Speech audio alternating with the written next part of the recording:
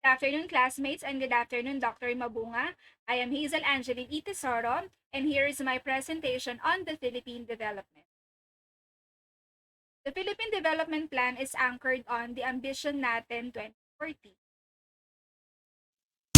Di tayo nauubusan ng hugot. Mula sa love life hanggang sa everyday life. Sitwasyon ng bansa at ng madla. Kaya nag-survey kami para maipon ang mga wishlist upang gumawa ng long-term vision para sa sarili at sa country.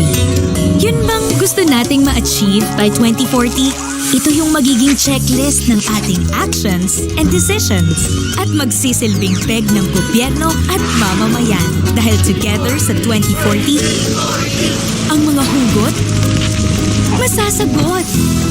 Yan ang ambisyon natin 2040. Gina ba kayo?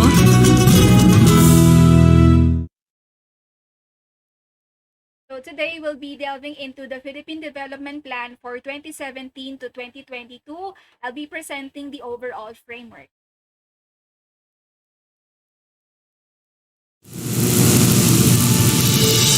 Ano ang ambisyon ng mga Pilipino?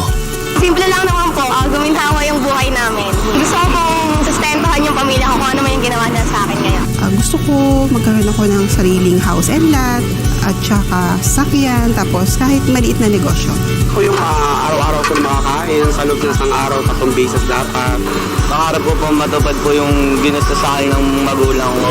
Sana magkaroon ang gobyerno para sa libreng pagkonsulta, sa libreng hospitalization ng mga kagaya kong senior citizen. Pangarap ko po sa sarili ko ngayon, unang-una po sa mga anak ko, na magkaroon po silang magandang buhay. Gusto ko po na makapagtapos kasi para matulungan ko yung tatay ko. Dream ko siguro is that I may be able to live in a Philippine government which is corrupt-free, a government who is caring to the people, able to provide all the needs, particularly education, food, and shelter for everyone. Paano natin matutupad ang mga ito? Trabaho at mas mataas na sahod. Mas kumikitang mga negosyo. Edukasyon at kalusugan para sa lahat. Pabahay at mas maayos na transportasyon. Kahandaan sa mga kalamidad. Kapayapaan at seguridad sa buong bansa. Tapat na pamahalaang tumutugon sa mga pangangailangan natin. Ikaw, ako, tayo, tungo sa gusto nating kinabukasan.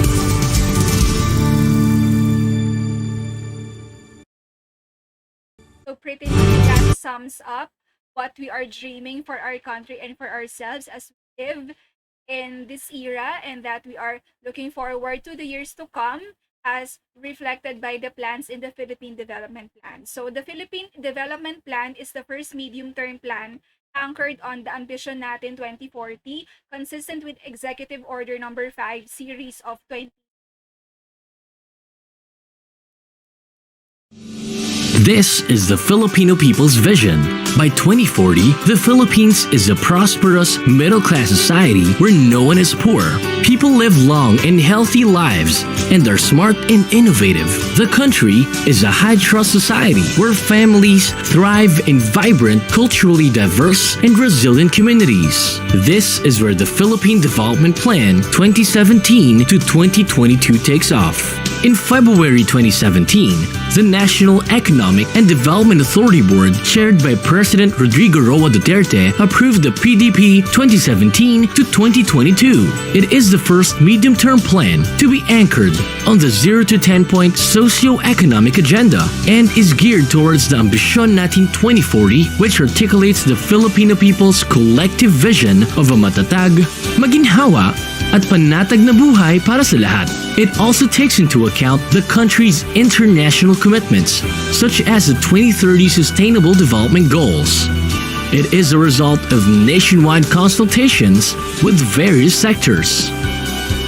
In turning our collective vision into reality, it is necessary for each administration to build on the gains of its predecessors to ensure continuity and consistency of policies, programs, projects, and initiatives, while also maintaining a certain amount of flexibility. Executive Order Number 5, issued by President Duterte, states that all development plans until 2040 will be anchored on the long-term vision and that these will emphasize the centrality of the Filipino people and their aspirations in the planning, design, and implementation of government interventions. The Philippine Development Plan 2017 to 2022 will lay down a solid foundation for a more inclusive growth, a high-trust society, and a globally competitive economy. To turn the Filipinos' vision into reality, the Philippine Development Plan 2017 to 2022 has set targets to be achieved in the next 6 years. Foremost, the Philippines will be an upper-middle income country, with GDP growth expected to strengthen further and the average income per person to increase over the 6-year plan period. Moreover, growth will be more inclusive, as manifested by lower poverty incidence in the rural areas. Overall poverty rate will decline and will lift more Filipinos out of poverty.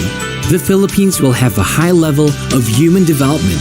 This will be supported by improvements in education and health outcomes and the significant increase in incomes. Likewise, the unemployment rate will go down and more jobs will be generated. In areas outside of the national capital region, emphasis will be on improving the quality of employment. There will be greater trust in government and in society. At the same time, individuals and communities will be more resilient. Filipinos will have greater drive for innovation, with the Philippines ranking among the top 1/3 of countries in the Global Innovation Index. Among the youth and adults, there will be greater drive to improve on their knowledge base, skills, and expertise.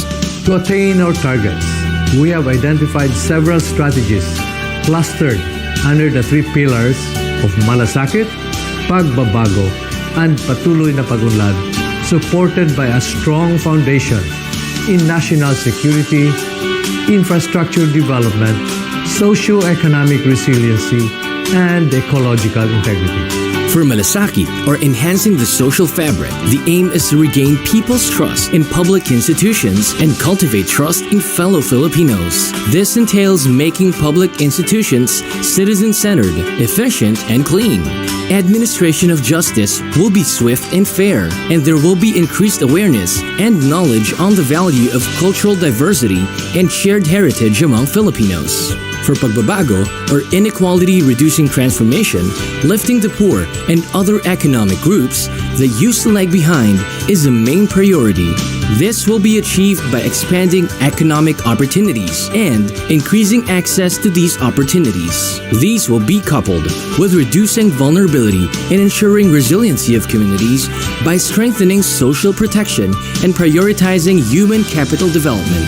Patuloy na pagunlad, or increasing growth potential, will be attained by advancing to a knowledge economy and accelerating the full harvest of the demographic dividend. Technology adoption will be promoted and innovation will be encouraged.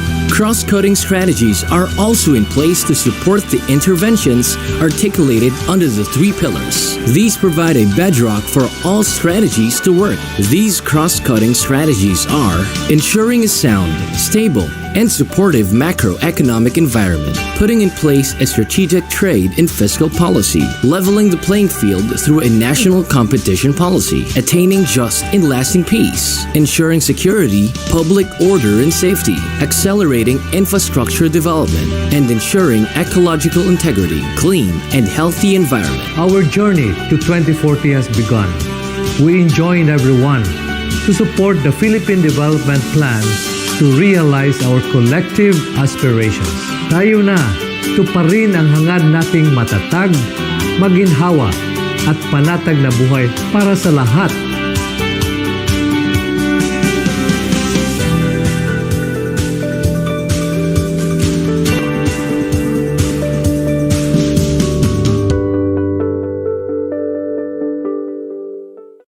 And that is a comprehensive view of what we are to expect in the Philippine Development Plan and in the Ambition Natin 2040.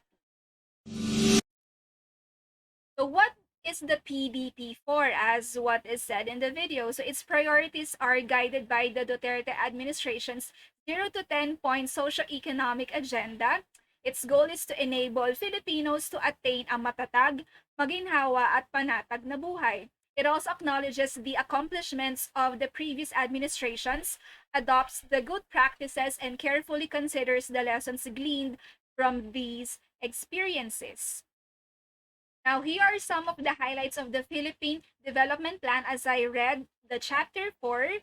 So we have here now poor performance of agriculture, which can be traced to extreme weather events experienced by the country across the spectrum, tropical cyclones, El Nino-induced drought, and pest infestation, with the fishery subsector gravely affected by the decline for 6 consecutive years except 2013.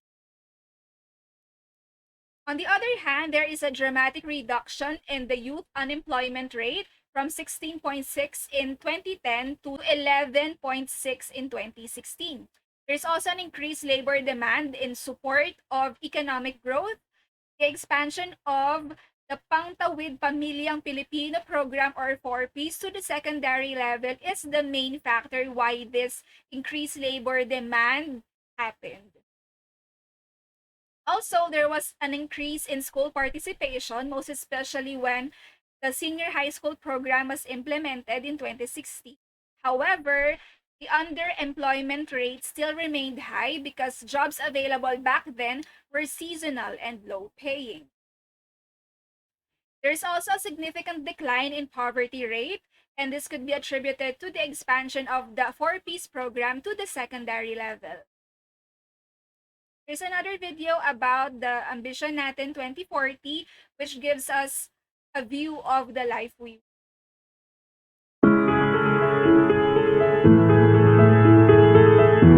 Ano nga bang uri ng pamumuhay na gusto natin mga Pilipino? Our simplest summation is matatag, maginhawa, at panatag na buhay para sa lahat. Or strongly rooted, comfortable, and secure life for all.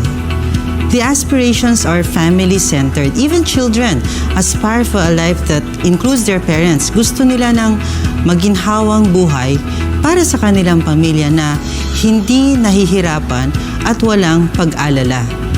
At kapag pinagsama-sama ang mga pamilyang Pilipino na ito, sila ang pagmumula ng isang economically vibrant society and resilient community.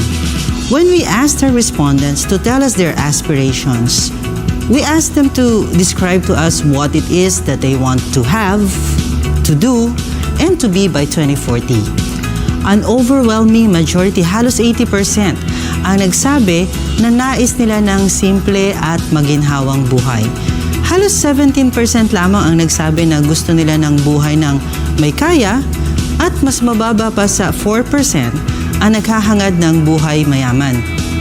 Ano kaya ibig sabihin naman ng simple at maginhawang buhay? Kung ating titingnan ang pagkakalarawan nito, masasabi nating ito ay isang middle class lifestyle. May sasakyan, may bahay, may sapat na pera, at nakapagtapos ng kolehiyo ang mga anak. Nang tinanong naman namin sila kung ano yung gusto nilang magawa pagdating ng 2014, halos pare-pareho ang nagsasabing gusto nila na makapagpatakbo ng sarili nilang negosyo at makapag-relax kasama ng pamilya at kaibigan. Marami rin na nagsasabi na gusto nila makapagbakasyon sa Pilipinas man o sa abroad. Tungkol naman sa decent job, ang pagkakalugan pala nila dito ay mayroong maayos na sahod na sapat para sa kanilang pang-araw-araw na pangangailangan at para sa biglaang gastusin. So, mayroong benefits at incentives at stability.